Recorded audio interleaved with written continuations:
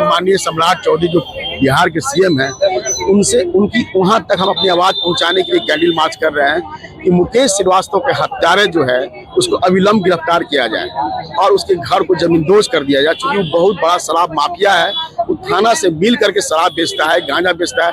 उसके घर से करीब करीब 2.5 किलो गांजा मिला है, 7 लाख रुपया मिला है, 2 ठो नोट गिनने वाला मशीन मिला है। मगर फिर भी अभी तक मेन अपराधी जो है, जिसका नाम रवि है, अभी तक गिरफ्तार नहीं हुआ है।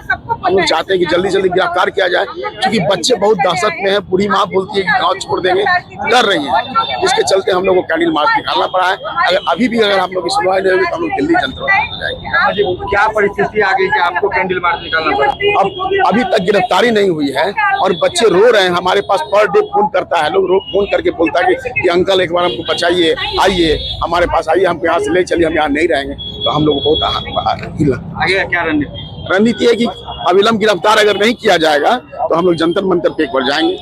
सभी लोग, पूरे समाज के लोग जा करके अपना आवाज प्रधानमंत्री तक पहुंचाने का काम करेंगे। क्या करेंगे? देखिए, आज हम लोग यहाँ कारगिल चौक पे उपस्थित हुए हैं। मुकेश श्रीवास्तव जी सिवान के रहने वाले थे, एक साधारण परिवार के व्यक्ति थे वो। और वहाँ उस गांव में जो गांजा का माफियागिरी करता है, जो दारू का माफियागिरी करता है, अपने वर्चस्व के लिए उसने मुकेश श्रीवास्तव की हत्या कर दी। आज हत्या के इतने दिनों के बाद भी सरकार सोई हुई है, मौन है। हम लोग सरकार से मांग करते हैं कि मुकेश श्रीवास्तव की हत्या का वो इंसाफ करे और तुरंत से तुरंत अविलंब उस हत्यारे को, रवि गुप्ता को वो गिरफ्तार करे। और खास करके आप बता देता हूं कि एक साधारण परिवार का मुकेश श्रीवास्तव वो एक व्यक्ति थे जो जिसके ऊपर पूरा परिवार का दामोदार था। आज उनकी बूढ़ी 80 साल की माँ बेघर है, कमजोर पड़ गई है, जिसको खाने की पैसे की दिक्कत है। उनके छोटे छोटे 2 बच्चे हैं। क्या सरकार उसको मुआवजा देगी, इंसाफ करेगी? हम उसकी मांग करते हैं।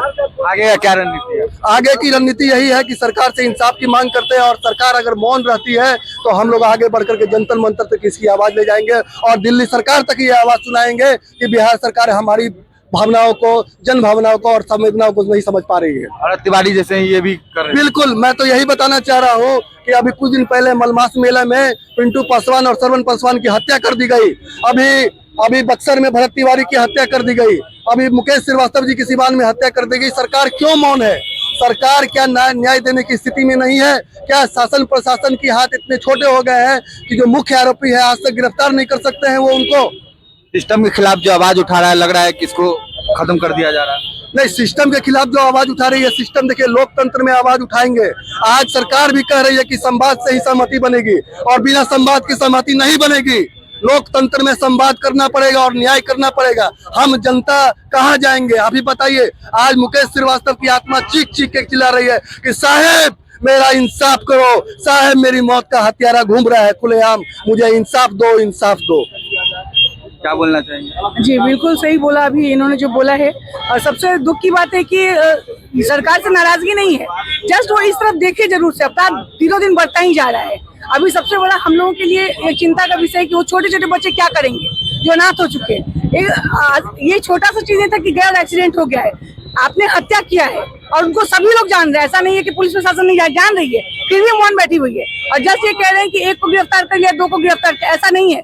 आप मुख्य आरोपी को गिरफ्तार कीजिए, हमारी सरकार से मांगे, आप उनको गिरफ्तार कीजिए। बच्चों का भरण पोषण के लिए उनका कोई उपाय कीजिए।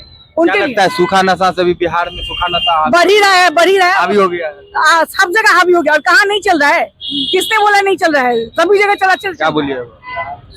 जो बोले मैडम सही बोली, जो भी होना चाहिए। सूखा नशा बहुत जोर से हो गया है। दारू जब बंद है तो सरकार कहाँ है? ये सूखा नशा का ही परिणाम है ना? परिणाम है ये। दारू माफिया, गांजा माफिया सब ये सब कर रहे हैं। ठीक, थैंक यू।